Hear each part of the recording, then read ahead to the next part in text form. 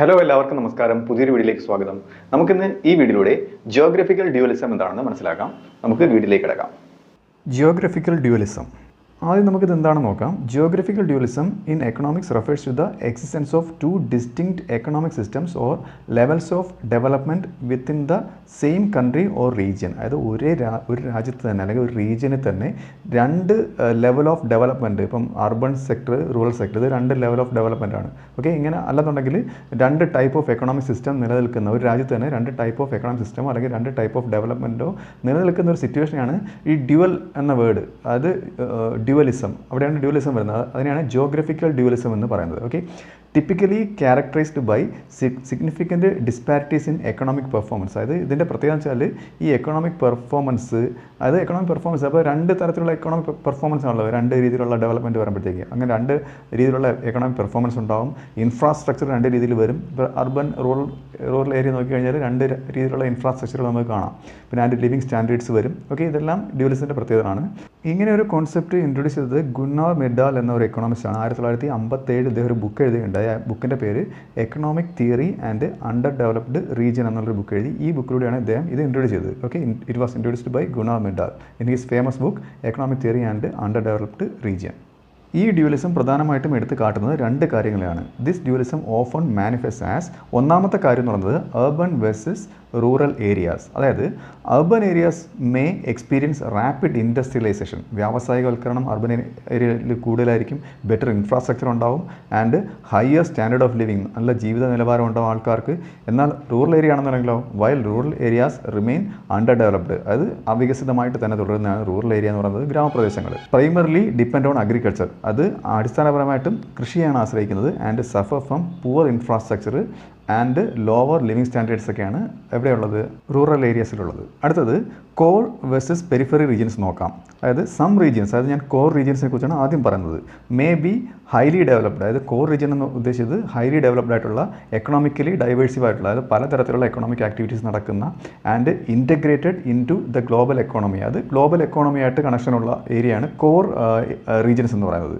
വേറാസ് others, ഇവിടെ others എന്ന് ഉദ്ദേശിക്കുന്നത് പെരിഫറി റീജിയൻസിനെയാണ്. അതായത് ലെസ് ഡെവലപ്ഡ് ആയിട്ടുള്ള ഏരിയ, അണ്ടർ ഡെവലപ്ഡ് ആയിട്ടുള്ള area. Okay, are less developed, അവിടെ വികസനം കുറവായിരിക്കും, എക്കണോമിക്കലി സ്പെഷ്യലൈസ്ഡ് ആയിരിക്കും, അതായത് ഡൈവേഴ്സിഫൈഡ് ആയിരിക്കത്തില്ല കോർ റീജിയനെ പോലെ. അത് പല തരത്തിലുള്ള എക്കണോമിക് ആക്ടിവിറ്റീസ് അവിടെ നടക്കത്തില്ല. അല്ലെങ്കിൽ ഒരു particular type of economic activity, അഗ്രികൾച്ചറോ അങ്ങനെ അതുപോലുള്ള ഏതെങ്കിലും ആക്ടിവിറ്റീസ് ആയിരിക്കും നടക്കുന്നത്.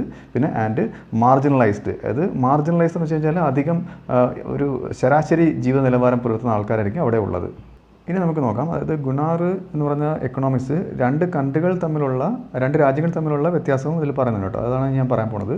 ഗുണാർ explain the backwardness of less developed countries since he explored the reasons behind the level of development between countries. അതായത് രാജ്യങ്ങൾ തമ്മിലുള്ള ഡെവലപ്മെൻറ്റിൻ്റെ വ്യത്യാസം എക്സ്പ്ലോർ ചെയ്തുകൊണ്ട് ഇദ്ദേഹത്തിന് ഇങ്ങനെ ഒരു കാര്യം മനസ്സിലാക്കി എന്നാണ് പറയുന്നത്. As well as difference in the level of development within the country. രാജ്യത്തിനുള്ളിൽ തന്നെയുള്ള രണ്ട് രീതിയിലുള്ള ഒരു ഡ്യുവലിസവും പിന്നെ ഇതോടൊപ്പം തന്നെ ഇദ്ദേഹം രാജ്യങ്ങൾ തമ്മിലുള്ള ആ ഡെവലപ്മെൻറ്റിൻ്റെ ഒരു അന്തരവും ഇദ്ദേഹം മനസ്സിലാക്കിയിട്ടുണ്ട്. ഓക്കെ, ഇനി വേറൊരു ഡയമെൻഷനിൽ ഇത് നോക്കിക്കഴിഞ്ഞാൽ the dual economy is the exist of two separate economic sectors.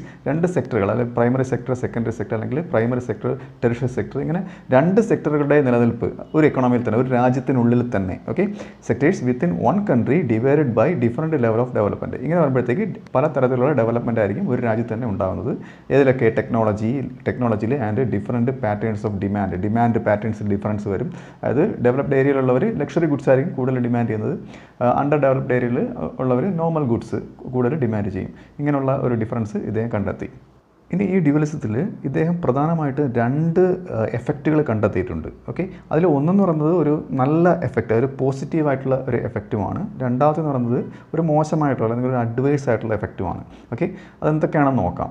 According to Myrdal there are two types of effect. ആദ്യം നമുക്ക് നെഗറ്റീവായിട്ടുള്ള അഡ്വേഴ്സ് ആയിട്ടുള്ള എഫക്റ്റ് നോക്കാം. അതെന്ന് പറയുന്നത് ബാക്ക് വാഷ് എഫക്റ്റ് എന്നാണ് ഇതിനെ ഇദ്ദേഹം വിളിക്കുന്നത്.